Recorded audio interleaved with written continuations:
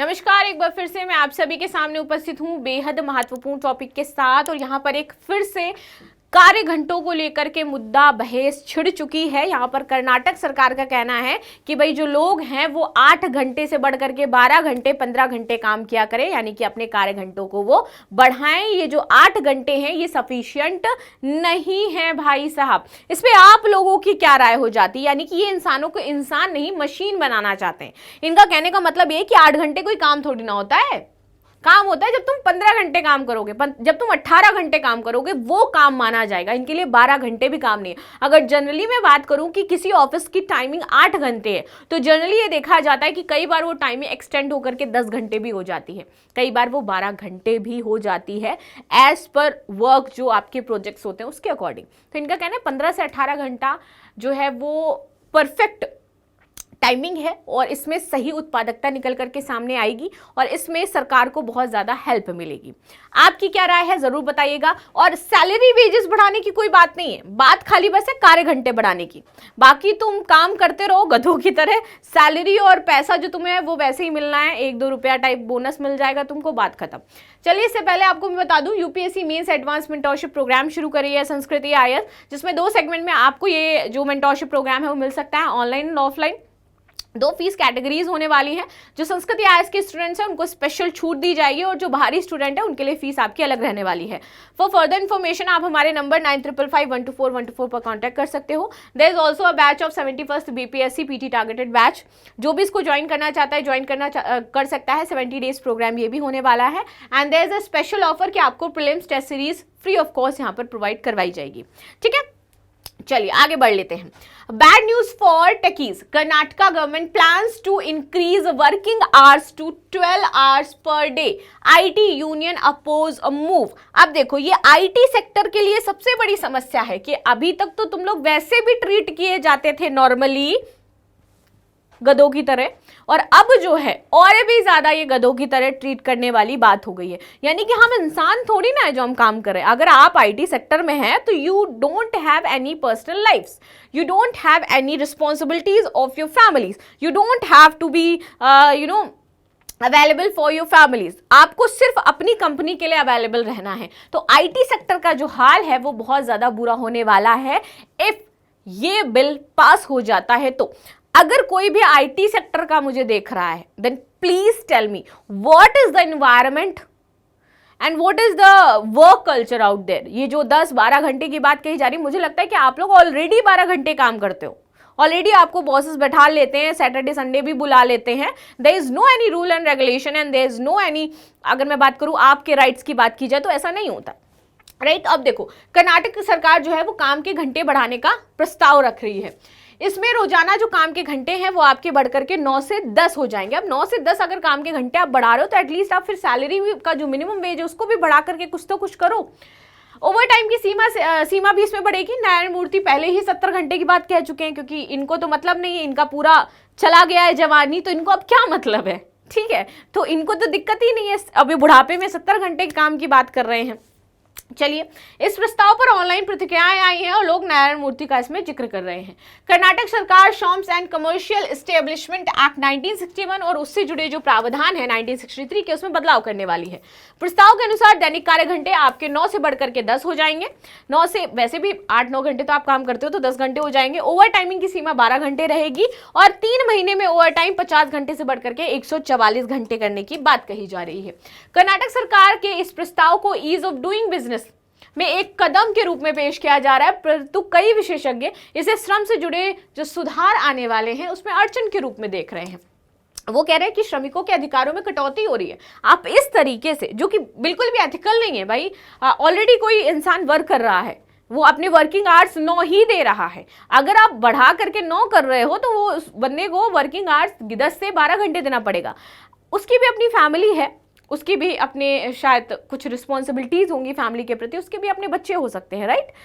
अभी अगर मान लीजिए कि वो बैचलर्स है तो ऐसा तो है नहीं कि फ्यूचर में शादी नहीं होगी उस व्यक्ति को।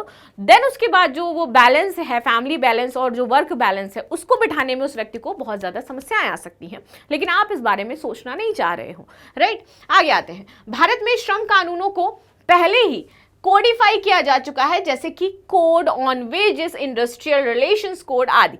परंतु राज्य सरकारें अपने अधिकार क्षेत्र में शॉप्स एंड एस्टेब्लिशमेंट एक्ट जैसे कानूनों में बदलाव कर सकती हैं। इस प्रस्ताव को लेकर के सवाल यह है कि क्या यह वास्तव में व्यवसाय को आसान बना देगा या फिर मजदूरी को सस्ता करने के लिए काम किया जा रहा है, राइट। आगे आते हैं। Shops and commercial establishment act 1961 की बात करें तो एक राज्य स्तरीय कानून हो जाता है जिसका उद्देश्य है कि दुकानों और व्यावसायिक प्रतिष्ठानों में जो कार्यरत कर्मचारी हैं उनकी स्थितियों को नियंत्रित किया जाए। ठीक है, इसका उद्देश्य है कर्मचारियों के कार्य समय, श्रम, वेतन, अवकाश आदि को नियमित करो और उनके मनोचित सुरक्षित कार्य की स्थितियों को देखा जाए। सोशल मीडिया पर इसको लेकर के क्या प्रतिक्रियाएं हैं, तो बात करें भारतीय युवा 70 घंटे काम की यहाँ पर जो सलाह दे रहे थे नारायण मूर्ति, उनका जिक्र कर रहे हैं। एक यूजर ने लिखा है, नारायण मूर्ति का सपना आखिर सच हो गया है। दूसरा तंज कस रहा है, अभी से नारायण मूर्ति का जो दिवस है वो इस तरीके से ऐसा घोषित कर देना चाहिए। श्रम अधिकार बनाम पूंजी पक्षपात की बात करते हैं। सरकार का पक्ष क्या है, देखिए, वैश्विक निवेश को आकर्षित करने के लिए लचीलापन जरूरी है। यहाँ पर तकनीकी, बीपीओ और आईटी सेवाओं में वर्किंग आवर्स पहले से ही लचीले हैं, अब इसे कानूनी रूप देने की जरूरत है। मल्टी शिफ्ट व्यवस्था को लागू करने से रोजगार के नए अवसर बनेंगे। दिस इज डैम ट्रू कि हम मल्टी शिफ्ट रख सकते हैं ताकि दिक्कतें ना हो, बट वर्किंग आवर्स इंक्रीज करना और मिनिमम वेज में फिर इंक्रीमेंट ना होना, ये समस्या हो सकती है। ट्रेड यूनियन ने विरोध करना शुरू कर दिया है मूल अधिकारों की कटौती। उनका कहना है कि भारत ने जो आईएलओ है, यानी कि इंटरनेशनल लेबर ऑर्गेनाइजेशन है, उनके कई कन्वेंशन पर हस्ताक्षर किए हैं। अब आप इसको क्या कर रहे हो, 8 घंटे कार्य दिवस को फिर वायलेट करोगे जिस पर हमने हस्ताक्षर कर रखे हैं। मानवाधिकारों, लगातार 10 से 12 घंटे काम करना श्रमिकों के जो बुनियादी स्वास्थ्य और मानसिक स्वास्थ्य उसके लिए अच्छा नहीं है। बिकॉज अभी हमने देखा बेंगलुरु जैसे जो टेकी हब हो जाते हैं, हैदराबाद, बहुत सारे जो आईटी सेक्टर में लोग थे उन्होंने सुसाइड किया जस्ट बिकॉज वर्क प्रेशर, उन्होंने सुसाइड किया है। सो व्हाट अबाउट दैट कि उनकी फैमिली क्या सफर कर रही है, आप क्या कहोगे उसके लिए। इसका मतलब ये नहीं कि वो इंसान मेंटली स्ट्रांग नहीं है। जो इंसान सुसाइड अटेम्प्ट कर रहा है वो वाकई बहुत स्ट्रांग होता है। अपनी ही जान लेना बहुत बड़ी बात है। उसको आप ये कह देते हो कि मेंटली लूज था या सिचुएशन से ओवरकम नहीं कर पाया। No, that person is so strong. आप अभी थोड़ी देर अपना गला दबा के देखो, थोड़ा सा हाथ में जल जाता है तो कैसा फील होता है। जो लोग आग लगा के मरते हैं, कूद जाते हैं, फांसी लगा लेते हैं, वो वाकई बहुत ज़्यादा उनके अंदर वो कैलिबर होता है। दे आर वेरी लिटरली, अपनी जान लेना कोई छोटी बात नहीं होती है। कैसे कोई इतने आप कितना त्रस्त हो चुका होगा उस वर्किंग कल्चर से जब वो कोई सुसाइड कर रहा है। इसको गहनता से आप सोचिए तो आपको पता चलेगा। शायद आप उस फैमिली के दुख को बेयर नहीं कर पा रहे हो, लेकिन आप यहाँ पर क्या बात कर रहे हो कि हम 12 घंटे काम करवाएंगे। फिर उसके मेंटल स्टेब्लिशमेंट का क्या, फिर उसकी मेंटली जो हेल्थ है उसका क्या होगा, उसकी सरकार कितनी जिम्मेदारी लेगी, इस बात पर आ जाता है ये बिल। चलिए, ये बदलाव मोल भाव की शक्ति को कमजोर करता है और कर्मचारी शोषण को बढ़ावा देता है। मानसिक स्वास्थ्य पर पड़ने वाला प्रभाव, देखिए, अंतर्राष्ट्रीय शोध बताते हैं कि अगर बहुत ज्यादा बर्डन होगा, तनाव में काम करेंगे, एंजाइटी लेवल उनका बढ़ता जाएगा, बीपी लो जैसी समस्याएं आ सकती हैं। साथ ही साथ लंबे कार्य घंटों से हर साल 7.5 लोग जो हैं वो असमय मृत्यु का शिकार हो जाते हैं, यानी कि वो समय से पहले ही उनकी डेथ हो जाती है क्योंकि वो इतना ज़्यादा स्ट्रेस ले रहे होते हैं अपने वर्क को लेकर के। अब संतुलन की बात कर लेते हैं, कैसे इस्टेब्लिश होगा। भारत में पहले ही निजी क्षेत्र में कर्मचारी सप्ताह में 48 से 60 घंटे ऑलरेडी काम कर रहे हैं। यदि यह प्रस्ताव 10 घंटे का कार्य दिवस हो जाता है, 12 घंटे तक की ओवर टाइम की वैधता हो जाती है, तो आप समझिए कि वो 72 घंटे पर सप्ताह काम करेंगे। इसमें व्यक्तिगत समय, पारिवारिक जीवन, सामाजिक जुड़ाव और मनोरंजन पूरी तरीके से ये हट जाएंगे। आर्थिक असर, संभावित लाभ तो हो सकता है विदेशी निवेशकों को, उत्पादनशीलता और लागत नियंत्रण में कुछ हद तक समर्थन होगा, ज्यादा भी हमें वही ड्रास्टिक चेंज नहीं देखने को मिल जाएगा इससे। देखो, अब मैं एक एम्प्लॉय की जो मेंटालिटी होती है ना, उस अकॉर्डिंग बताती हूँ। एम्प्लॉय को आप 10 फाइल दे दो पूरे दिन में, ठीक है। सिर्फ टारगेट बेस्ड जो होते हैं ना, वो थोड़ा सा वैसे वर्क करते हैं। अगर थोड़ा बहुत भी लचीला है तो इंसान अगर 8 घंटे का है उसका वर्किंग आवर, तो उसमें से वो सिर्फ 4 घंटे में लगा के काम करता है, ओनली 4 आवर्स। और शायद कुछ लोग 3 घंटे भी करते हैं, कुछ लोग 2 घंटे भी करते हैं। तो आप भले ही कार्य घंटे बढ़ा दो, उसने जितना सेट किया होगा कि हमें एक वीक में इतना काम करना है, वो उतना ही काम करता है।